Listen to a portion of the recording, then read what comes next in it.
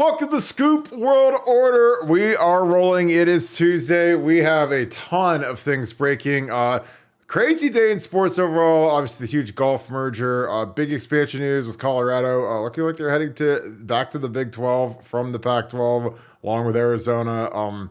The expansion stuff is coming hot and heavy, and we have the number one authority in the country on it in the Oracle. He's very, very high up in that community, and he is bringing the heat as to what the Big Ten's going to look like in a couple years. So a lot of good stuff going on. Summer conditioning is cranking up. A youth camp wrapped up today for the young kids at Ohio State. The big boys get going on Thursday. That's where you see the 9th, 10th, 11th, 12th graders. It's going to be cranking up. And for the current players, man, it is the dog days of summer. Conditioning is here. Those hot runs in the middle of the day. They're doing the cut 300s now. They're doing the gassers. I mean, this is where you make the team. This is where it's tough. And you got to get yourself in gear and get yourself in shape for training camp in August. It's almost here. So with that being said, as always, thank you guys. We appreciate you guys. We just had our anniversary, 3 years of Buckeye Scoop. Dominating coverage, having a blast on there with my good friend Nevada and Bill the Bank Green. Carrying the news. Bill Green will be on site at the Woody Hayes giving us camp coverage. He's going to do a fantastic job. Can't wait to see what he sees from some of these young kids. And we're going to be bringing these player updates because everyone wants to know who's looking good in conditioning, who is making strides, who's maybe falling out a little bit. There's a lot of jockeying this time of the year to see who is where on the depth chart. Everything these guys do gets graded. Every sprint, every activity, every lifting day. They post the grades. The coaches see the grades. So these runs are really important. These runs, these lifts, these workouts. I mean, it might seem silly. It might seem stupid. But these guys get graded on everything. They get a scorecard. It gets sent to the position coach, the coordinator, and the head coach. And you'd be surprised how much input this stuff has. So if you guys enjoy this content, please leave us a like. Click that subscribe button. You guys have been doing that. Send it to your friends. Send it to your family. We appreciate you guys doing that, spreading the good word. Hit that alert bell if you guys enjoy our live shows and you'd like to tune in and watch them with us. Bring those great questions. We appreciate you guys, as always, all of our regulars. Thank you so much. And as always, shout out where you're from, man. We had Miami. We've had Dubai. We might get some Saudi Arabia now that they bought the PGA Tour today, essentially. It's going to be crazy. So we appreciate you guys. And maybe we'll get some people, some UFO people tuning in now that we've discovered them. So Nevada, we've got some crazy stuff going on in the world today. How are you today, my friend? First of all, you're scoffing at the alien story. The alien story might be the biggest story of our life. I mean, like I know that Trey Henderson looking ripped up and so like that. That's important. And I know, some 8th grade kid from Pequot going out there and running through gassers and finishing them up at the youth camp. That's important too. But man, we just had somebody really credible come on and say they found alien vehicles with the pilots in them, and they've been reverse engineering this thing for years in the U.S. government. And this guy's pretty credible. That's a big story, man. That's a big. Now, live golf. Does it live or live? Do you pronounce it live golf or live it's golf? live. It's like Club Live in Miami, where I'm sure you've been to many times. At Fountain. I called that live all those years. So it's Club Live. No, okay. You didn't. Are you serious? I did. In my head, I always called it. But no, so yeah, live golf and PGA merge. But man, I think the alien story is bigger. We got a huge thread going on the aliens. It's like 26 pages, 1,000 replies. A lot of people like to talk about the alien stuff, and I'm fascinated by it. I think the government's trickling that stuff out to kind of get us ready for what's coming, because there's a lot of alien stuff coming out, and I don't think it's by accident. I'm just telling you that right now. But back to Trey Henderson looking pretty ripped. Looked pretty ripped in conditioning, man. That guy looks like he's in good shape. Yeah, I want the aliens to show up, and I just want them to show up, like put their hands up in the air and say, "Why can't we get 5-star tackles at Ohio State anymore?" That's all I want them to say. And they'll be like, I don't know. They'll fly over in the flying saucer, and they'll be like, "Wow, all the big guys are down in Georgia now. That's crazy." And it's amazing. That's where they all go to school. But yeah, it is camp season. It's getting hot and heavy. I mean, there are like 5 camp days. The camps have just dramatically shrunk from where they used to be, because we used to have, back in the day when I first worked for Trust, man, we had like a commuter camp where these kids were staying overnight and they're in the dorms. And it was a chore, man. They're like 4-night long camps. No more commuter camps. Those are all gone. Every camp is a 1-day camp now. And really, it's only like a half day camp because, for those of you that aren't familiar, back in the olden days, like when I did the camp stuff, I went to Ohio State for 5 straight days. I did 3 days of the full camp where you stayed in the dorms, and it was like 3 a days. Like you'd practice in the morning, eat lunch, practice in the afternoon, go home, and then you'd play speedball or dodgeball or go swimming or something at night. And then you go back to the dorms and kick it. I mean, you did that 3 straight days. Then on the last 2 days, we did what they used to call the advanced camp, which was invite only. There were like 30 players there, no media, just coaches. And it was like the best of the best. I mean, it was Brady Quinn, Dante Whitner. It was the best players in the country. Our one-on-one drills were crazy. It was nuts. But those days are gone. There's no more invite-only camps. It's really it's gotten a lot shorter, honestly. Like, when they do the camp on Thursday, literally the offensive and defensive linemen work out in the morning for about 3 hours or 2.5 hours.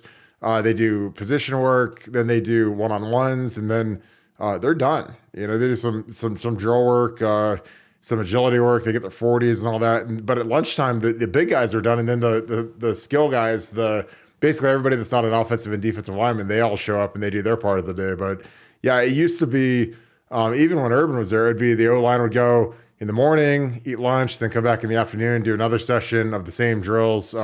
But they've cut that down, and I think it's just so you could get a quicker eval. I think that when these guys like Mark Pantoni and Ryan Day are walking around, it's a lot easier now because you don't have 4 football fields. Because, at the Woody Hayes, we have 4 full football fields to go across the practice fields.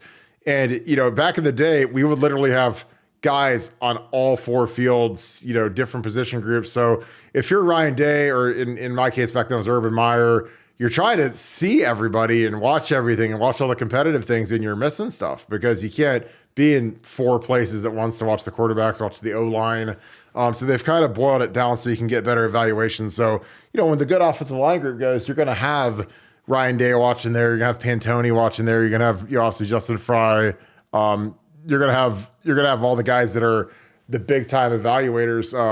Brian Hartline, obviously coordinator now. Joe Philbin, obviously, I'm sure he'll have input on the O-line since he's an O-line guy. But yeah, it's interesting. Nevada, you've been around, you've heard a lot around camps, seen camps. You go to the Elite 11, it's out in your neck of the woods. How valuable are camps? Do you think camps are still what they used to be? I mean, I think it's, they're good. You can get your eyeballs on guys, and some guys might surprise you or disappoint you, but how valuable are camps? And has value gone down at all recently, or is it still as valuable as it's ever been, in your opinion? Well, one of the kind of unsung things about camps is, like with, I know from having a kid being recruited that the college coaches can't talk to them before June 15th of their sophomore, after their sophomore season, so like, but you go to a camp and you can talk to them all you want. So like, you can see them on June 14th and you got to walk right by them and not say a word to them. But if you're at a camp, you can talk to them all day and have unlimited communication. So I've always thought that was kind of an interesting thing by the NCAA in terms of, the amount of communication, the amount of interaction you can have at one of these camps. Because, look, it was always in the past, it was a vehicle for paying kids, paying, mentors and hangers on, unlimited communication, et cetera, et cetera. Now, like I said, the game's changed between NIL, we could do that, between the number of camps that are going on, the fact that you can't do invite only, it's got to be what they do to get around the invite only is they'll still have those advanced camps, but they'll only publicize it out to the elite kids. So if Joe Schmoke just kind of calls up and is like, hey, I want to go to the camp, oh, sorry, already full. You can't go to the next camp. Go to the camp here with little Timmy and little Nevada Buck, where they stay in the dorms with Bert Carton as their overseer. They're yelling at them all the time. So no, I think these camps still have value, but it's limited. But like I said, we're gonna have Bill the Bank Green out there, for those close calls on kids that are going out there to battle for offers, or for those kind of late bloomers or under the radar kids. Be interesting to see who they see, because a guy like a Joe Philbin may see something in a kid that other people don't. And that's where you're going to pick up some of these hidden gems. And Ohio State would really do well to see what they can mine out there. You just never know, especially with the bigs. Yeah, I always, I like seeing these guys compete. I don't get a lot out of. I mean, you get a little bit out of seeing the movement skills, but like the one-on-one pass rush, people think that that's like the be-all end-all, and I think it's an okay drill, but it's so skewed towards the defense that it's almost crazy. Especially like when these guys don't have pads on, they don't have shoulder pads on. They're a lot harder to grab and get a hold of. There's no cloth to grab. There's no jersey to grab. So, it's a lot harder to pass protect against these guys when they're in t-shirts and they can bull rush you. Again, it's just not realistic, honestly, compared to regular football. But it's like, it's good. I mean, times guys will look great in drills and then, the film isn't what you need it to be. But, we had Pat Elflein in 11, and he was a kid that really had a nice camp. We really liked him. I remember I was with Matt Campbell, who's the head coach at Iowa State now. Matt loved Elflein. He offered him, and then we took him in and we offered him. So it's like we kind of just like superseded his offer as soon as that happened. But, I liked the kid. I liked his mentality. I thought he had a lot of upside. Nobody was excited about that kid when he committed. Nobody. And he's like on year 7 in the league right now. But everybody was like, oh my God, Pat Elflein, 3-star special, Pickerington kid. I had, the Borns said that he wasn't any good and he couldn't play. And I was like, I don't know, man. I think he's pretty good. And he ended up actually being better than any of the Borns, which is not surprising. And he's still in the league and he's having a nice career. But and he was a major award winner. He won the Remington for us, which is amazing. But sometimes it's just good to see the kid's competitive nature. It's good to see his agility, his fluidity. I mean, Pat was really good in the cone drills. Some of that stuff that is kind of silly and stupid for big guys to do. It's just kind of nice to see guys that look athletic and they're tough. And, I thought Pat's mental makeup was something that would help him overcome some physical deficiencies because he's not the biggest kid in the world. He's not the strongest kid in the world, but he really is an athletic kid. He has a great puller on his film, which I loved. And he just had, like I said, he just had the right makeup. Like some guys, they might look great or they might be bigger, but they're just, they're soft, and Pat was a tough dude. His old man was a tough dude. His old man, like, I think he did concrete and mason work and so, he's like laying bricks all day. So, you're a tough dude when you're the Elflein family, and he raised Pat tough. Pat was a tough kid. He's a wrestler, which I loved, but he was a guy that, we offered right off the camp just because he had a really good camp. And, he was a guy that we thought could be an inside guy. He ended up playing center, and guard, and he was really good. I mean, his redshirt freshman, he was in there against Michigan in that 13 game when Marcus Hall did the double bird, and he played fantastic. So, it's fun to find some guys like that, some guys you help fill the class out with. But, sometimes the guys that you're filling the class out with end up being better than, because that was the same year that we had Kalis. Kalis famously decommitted, went to Michigan. Obviously, Michigan had a lot of momentum at the time when Brady Hoke had won that Sugar Bowl. They beat Virginia Tech. They had all the juju going, and we looked like a dumpster fire. We fired Tress, so Kalis flips, goes to Michigan, and everybody wanted 5-star Kyle Kalis. Nobody wanted Pat Elflein, and Pat Elflein had a better college career. And I'm good friends with Kyle. I like Kyle a lot. Kyle made a major mistake not going to Ohio State. He knows he made a major mistake not going to Ohio State. And Pat's still playing in the league, and Kyle lasted maybe about a year and a half in the league. So, it just kind of is what it is. And that's why I get excited about every recruit. Don't just be a stargazer, because a lot of times you got to understand some of these guys who do these rankings are total idiots and they're clueless, and they've never played the game. They don't know the game. They've never coached the game at any level. But they just want to be like evaluators, but they really can't evaluate anything. So, be careful sometimes when you side more with these evaluators than you do coaches. Like college coaches, I mean, they got to sign their name to these kids. And, if they miss on too many of these kids, they got to uproot their family because they're going to get fired. They're going to be moved on. And that's this big boy college football. So, but yeah, we had an interesting visit. Sam Williams-Dixon visited Kentucky, which is kind of surprising. But, we've taken Jordan Lyle. We've taken a couple of running backs since he committed. Things that allegedly have been cleared up by Ohio State about a surprise visit to an SEC school.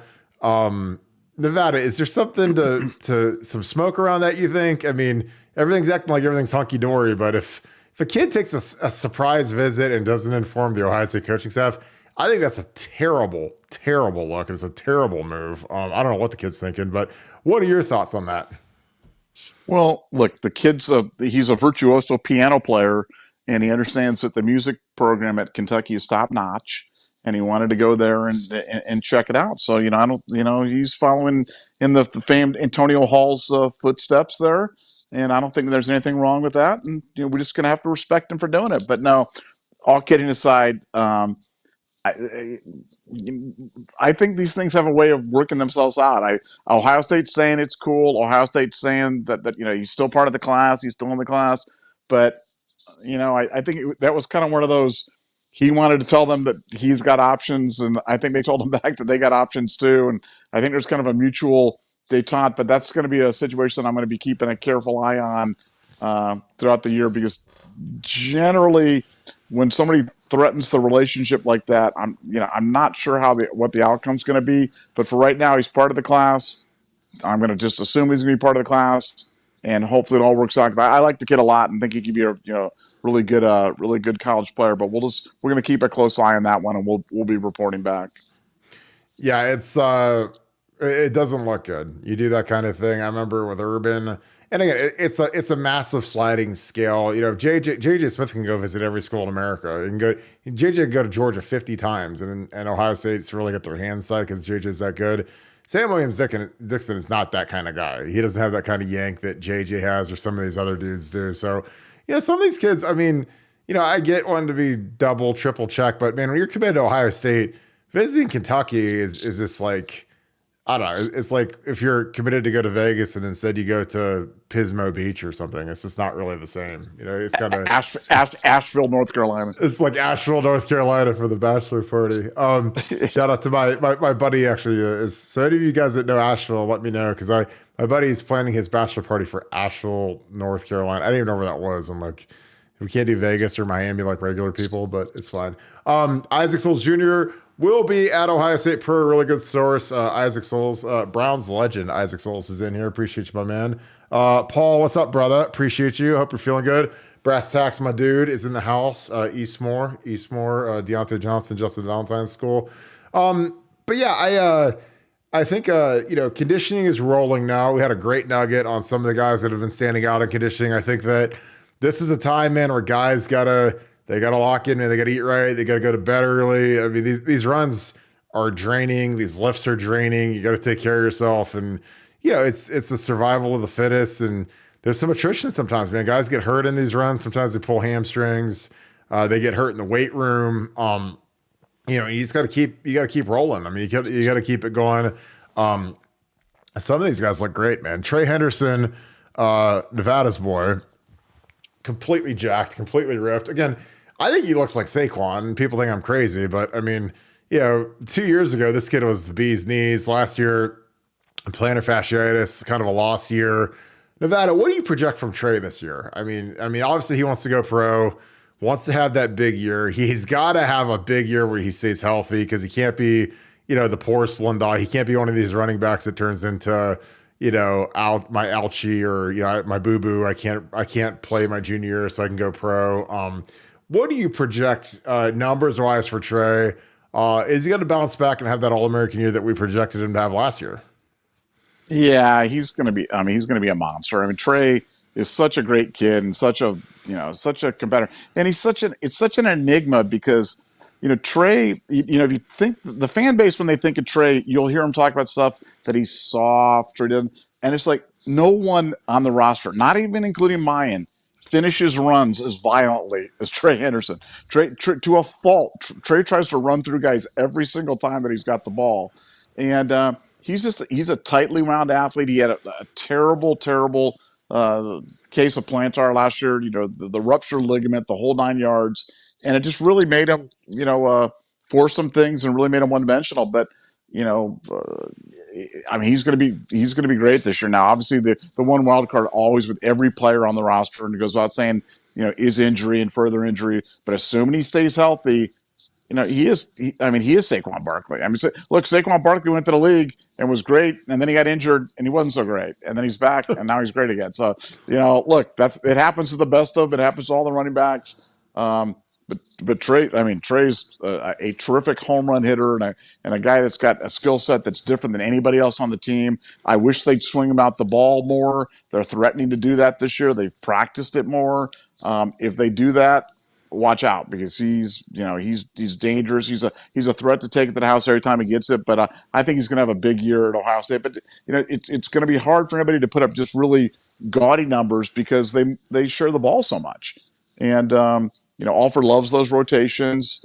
And you've got Mayan, who's another guy who I think will play in the NFL for 10 years. So let alone Dallin Hayden, let alone Chip.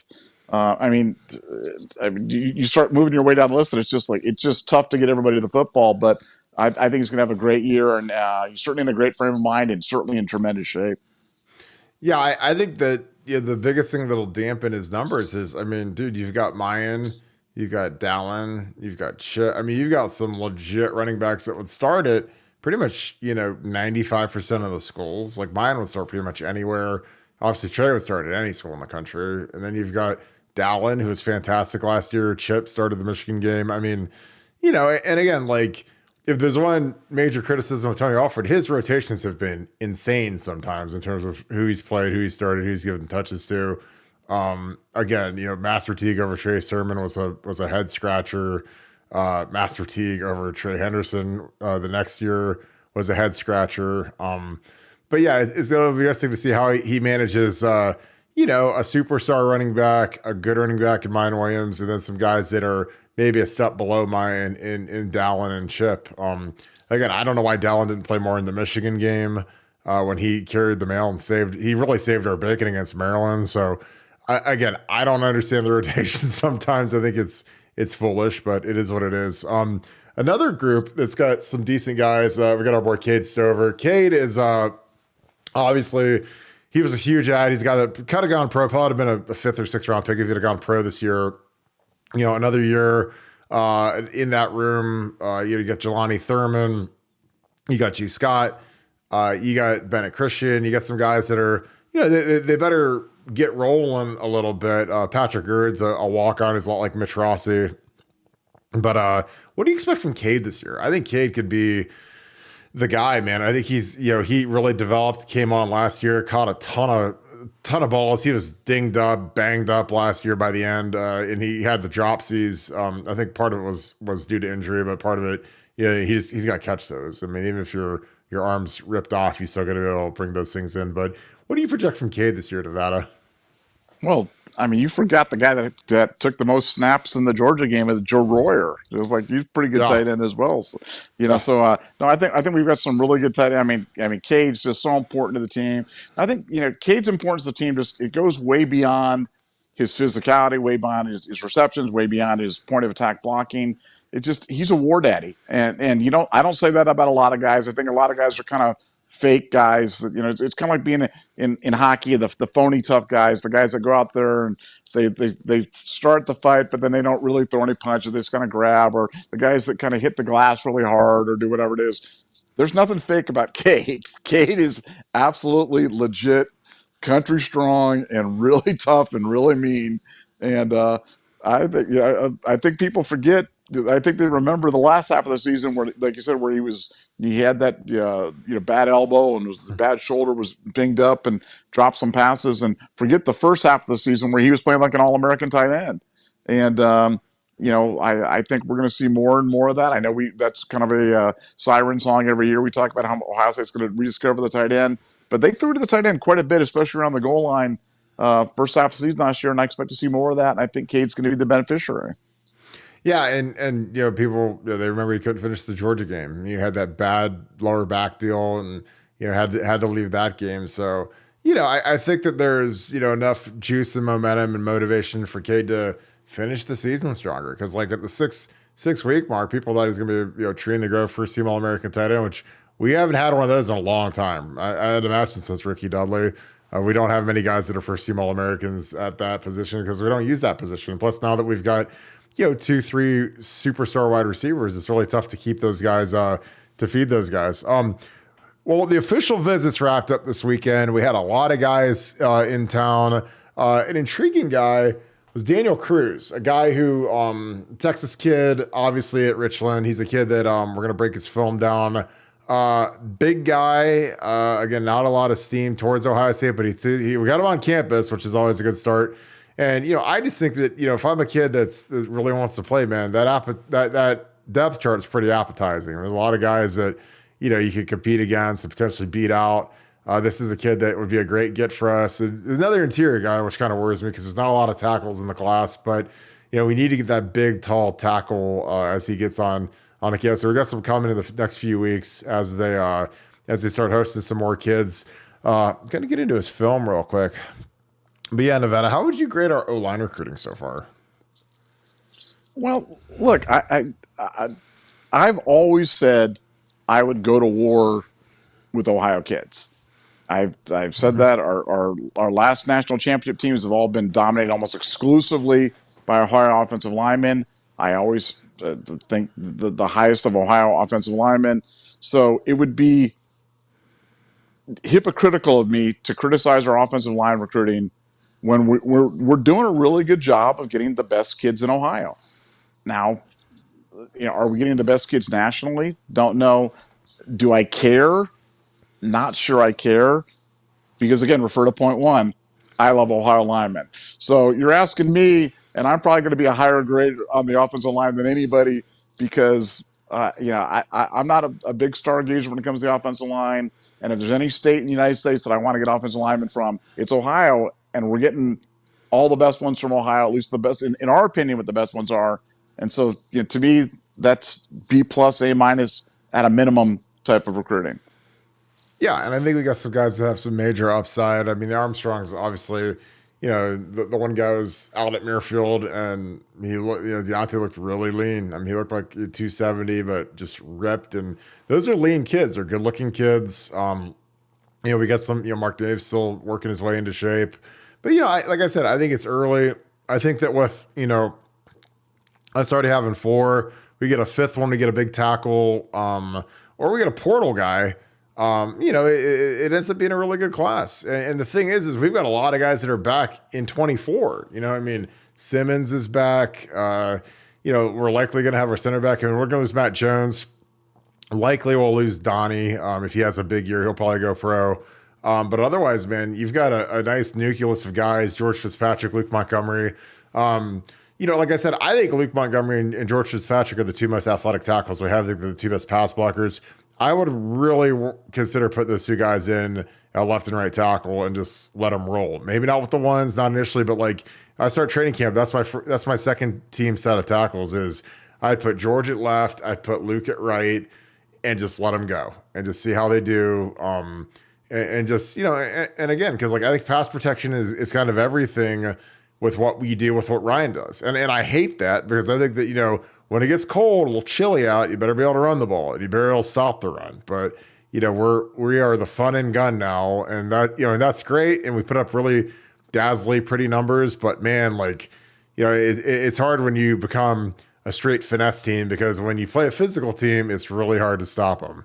But yeah, his film, like I said, his film's good. Again, I've seen him pull more now in this highlight film than I think we pulled in the entire season last year. We ran a couple counter plays last year towards the end of the season, but we did not run power like we used to. We're more of a stretch team now. But his film's good. He's physical. He's 6'4", which means he's probably 6'3", listed. So it'll be interesting to see if this goes anywhere.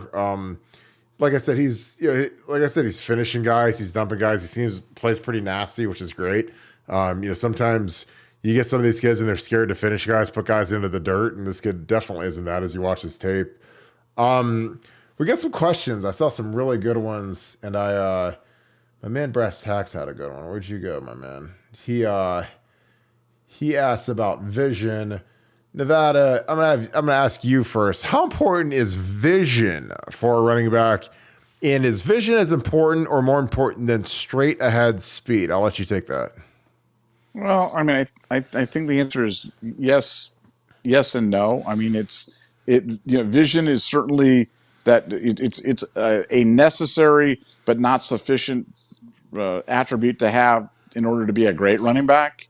You got to have vision, and I think every running back's got vision to some degree. It's just a matter of some guys can, when you really talk about vision, what you're really talking about is anticipating where the hole's going to be. And it's because people think about vision and they think it's like actually seeing the thing, and it's really not seeing it so much as it's anticipating where it's going to be and having just that innate feel for what's going to open up and why it's going to open up. And what they found is, with running backs, it's not so much recognition of the players or things.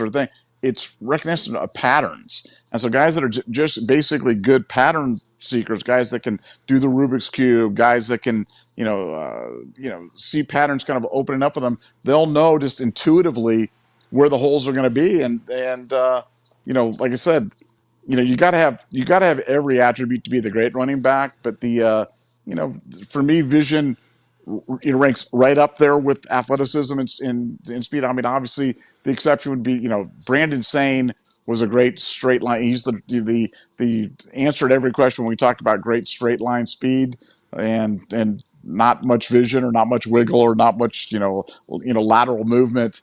But I think speed in general is certainly, in my book, every bit as important as vision.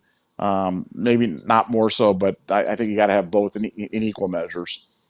Yeah, I agree. I mean, Master Teague, if you look, Master's one of the nicest kids, one of the greatest kids, great family, but you look at his combine numbers and he's one of the most athletic players in the country. He'd be one of the most athletic players in the NFL, and he's not on a roster right now. The Steelers just let him go. It's because it's a vision thing. I mean, I'm telling you, that kid ran low 4.4, shuttle runs were incredible. Vertical is incredible. Like, if you look at his combine numbers, he's like one of the top. He didn't get invited to the combine, but his pro day was unbelievable, and he's out of the league. Because it's a vision thing. And people, that's always kind of the knock that he'd run into darkness. But that's kind of what we're talking about. Like, there's a guy that if you looked at his numbers, you'd say, oh, that's a first round pick, second round pick at worst. And then when you look at the film, and it just doesn't match up to the gaudy numbers that he had. And I agree on Brandon Sane. Brandon was a kid that I played with, really nice kid. Everyone had high hopes for him. Beanie was a little bit like that. Beanie had good vision, obviously, but he was a straight line missile. I mean, he's a guy that could run low 4.4s, just shot out of a cannon. But, he wasn't the most wiggly guy. He didn't have the most, his vision was good. I don't think it was great. I think Pitt had better vision. I think the guy from my time that had the best vision was Maurice Clarett. But his vision was unbelievable. He would see things, bend back into holes, like flow back into the double team. I'd watch it. And honestly, like Trey, when Trey first got going, his freshman year, I mean, his vision was incredible, and I think that like his injury really hindered his ability to trust his body and his foot and his ability to cut and stop on a dime that he had his freshman year. Because I watched that guy and I'd watch him bend it back and I'd be like, dude, that is unbelievably good. Like, that's like, you're like an offensive lineman's dream, because there's some running backs that just literally close their eyes and run right into your back. And Carlos Hyde was like that. I'll never forget, we played Nebraska in 2011, and Jack Mewhort got his ribs broken because Carlos like closed his eyes and put his head down and ran, 26 miles an hour right into Jack's side and fractured his rib, with the crown of his helmet. So like, that was the ultimate no vision play. We've got a super chat. My man D Sonny, appreciate you, brother. Can an offensive lineman get hot or in a zone during a game and the coaches decide to focus running behind them? That is a fantastic question, and absolutely you can. And I think that it's a combination of playing well, being in the zone, and the matchup. Because sometimes that hotness comes because you've got the matchup. You've got the easier defensive end or the easier defensive tackle or the lighter defensive tackle, or there's some weeks where we'd formation guys to. If we had like a really good three technique, like Alan Branch from Michigan, who was like 6'6", 350, huge, we would run at the other guy, Terrence Taylor. So we'd formation him and get away from Branch so that we could run to the other side. Like, there's some things that you do like that where, you try to play the matchups. If you can predict where a guy's going to be based on, he's a three technique. He's always to the tight end. We're going to run some short side runs away from the tight end, or he's always to the field, which is the wide side of the field, or to the boundary, which is the short side of the field. You try to figure that out and maximize the things. But yeah, absolutely, guys can get hot. I mean, I would always be really big with the guys when I was coaching in 2010, 11, and 12. Be like, guys, like, be honest with me. Are you handling your guy? Don't let me turn that film on the next day and say you're getting whipped. Because we need honest opinions. Like, can you handle your guy? Do you need help? Because if a guy needs help, I'd rather that he tells me he needs help and we can get him fixed. We can switch protections. We can switch the running game up a little bit. But if a guy's whipping a guy, then I want to know that too, because then we can really focus and laser in on that, because that's valuable knowledge. And again, I always say the players know who the players are. And the guys on the field know the matchups better than anybody, especially when you physically get your hands on a guy. And there'd be times I get into a game and I get my hands like, I'm like, oh God, I'm gonna whip this guy today because he's not very strong, he's weak, he's light, he's not good with his hands. Like, there's a million little indicators that once you get into the game, you're like, yeah, this guy's gonna get cooked. And that was like the thing. It's kind of like you watch some of these NBA guys, like they'll get into a game and they'll feel that they got the matchup and then they just go crazy. But yeah, Nevada, do you want to chime in on this one on an offensive lineman getting hot? Well, yeah, no, I think you probably have a little bit more knowledge on that one, but I am fascinated by the technology that's coming out right now. There's technology out that you can like put a laser on a guy, and you can tell how much he's perspiring, where what his physical output is, what his power output, and so the future is going to be going across that line, lasering up and kind of figuring out who's tiring, who's starting to falter.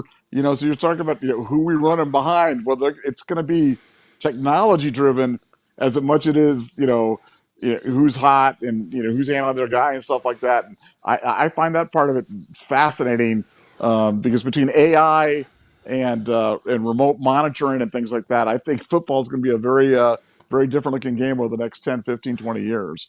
I totally agree. I think that there's going to be a way, like you'll have Google Analytics, and it's kind of like how they show, guys, they've got these tracking devices now that show where guys have ran and how much they've run and the routes they've run. And, you see these little like crazy, like it looks like lightning bolts where all the routes that they've run and all that crazy, Google Analytics that you get out. But I think that they're going to start doing that on the line and say, hey, this guy, the force of the double team is this, and the D lineman's force is this. And, when this force amount is this much, this is how much push you're getting. And this D lineman, his pulse is this. So he's gassed, or his, I mean, there's got to be things that they're going to be able to tell, by, like you said, by like lasers and by these catapult devices that these guys all wear now to track their movement and track their speed and their deceleration and all that. I mean, that's coming. I mean, pretty soon you're going to be able to do that just with sensors all around the field. I mean, it's going to be crazy.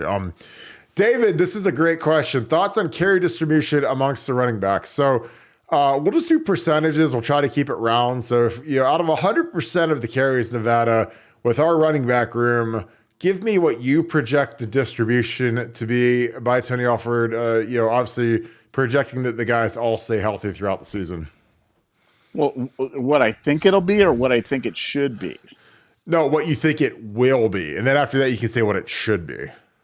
Okay. Well, I'd say what I think it will be is it'll probably be 35% Trey, 35% Mayan, 20% Dallin, and then whatever's left over there split up between Chip and Xavier and Evan Pryor if he's ever healthy, and whomever else that they get. That would be my projection. What I think it should be, I think Trey should get 50% of the carries. I think Mayan should get 30% of the carries. I think Dallin should get 15% of the carries, and 5% of the carries get split up between the rest of them. But that's how I would do it. Yeah, I think that's I think that you're pretty spot on with Alfred. It's gonna be interesting. Like, Evan Pryor is a name that no one's heard about. Be interesting to see where he's at, because that's the guy that people were really excited about after that spring game. He's a guy that you put a gun in my head, a guy that could be a portal guy. I know it's late for the portal, but that's the guy that could start at a lot of places. And after that spring game, man, there was a lot of talk about him dipping out last year's spring game when he really was crushing it. Obviously, he's towards ACL early in camp. But yeah, I think, realistically, it's going to be 30% Trey, 30% Mayan. And I think that the other swath is going to go Dallin, Chip. I think Evan Pryor is going to get a couple touches a game. Now, I might be crazy, but, that kid's, he's good. I mean, he's Trey's age, and, he hasn't really had the production or the opportunity, but just to keep that kid happy. And, it's tough when you've got 5 running backs that are good. Even if one's coming off an ACL, I think you got to get Dallin in there. I think Dallin's parents were worried about what's his role going to be. And, I mean, when if you have 70 offensive plays and you got to feed Marvin 10 touches, Emeka 10 touches, you got 50 touches left, you're going to have to, 20, 25 handoffs, and mix in a couple of quarterback runs, keepers, scrambles, whatever. Then you got there 15, 20 left for the third wide receiver, the tight end. It goes quick, I mean, those 70 plays, like, it seems like a lot, but once you give Marvin 10 to 15 touches and Emeka 10, 15 touches, like it's gobbled up pretty fast. So, well, this has been a good one. Appreciate you guys as always. Gonna wrap this thing up. Nevada, you got any final words as we get into camp season, conditioning? A lot of great stuff on Buckeye Scoop. Our message board is on fire right now, but any closing thoughts, Nevada?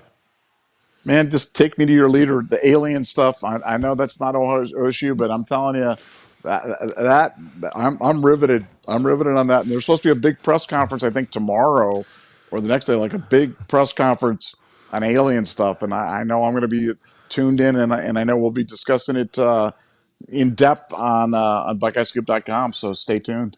I mean, I know one thing. If you would have said, Kirk, tomorrow, one of the following is going to happen. Aliens are going to be revealed, or the PGA is going to merge with the Saudis and live. Which one is more likely? I said them aliens are coming for sure. I'd have never guessed that the PGA is going to merge with the Saudis after all of the chest thumping and all of the morality. But hey, man, money always wins. Cash is king. You agree with that? The faux outrage and the moral preening about the nasty old Saudis, and they took the bag and just did it. Yeah, just like old Jay Monahan. You're the man.